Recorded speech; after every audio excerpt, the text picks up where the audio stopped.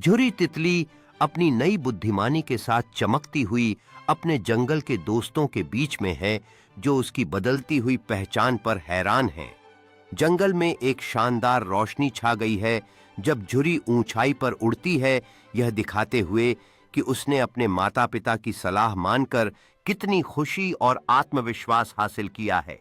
एक दफा का जिक्र है, एक छोटी सी तितली झुरी एक खूबसूरत जंगल में रहती थी। उसे हर दिन नए फूलों से मिलना अच्छा लगता था, लेकिन एक दिन उसने एक अजीब सा फूल देखा, सुनहरी रंग का चमकता हुआ। झुरी उस फूल के पास गई, लेकिन एक आवाज आई, सिर्फ वही इस फूल को छू सकता है जो अपने मां बाप की हर बात माने।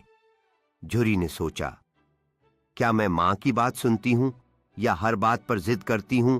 उसने फैसला किया, अब से मैं मां बाप की हर बात मानूंगी, वक्त पर सोऊंगी, मोबाइल कम चलाऊंगी।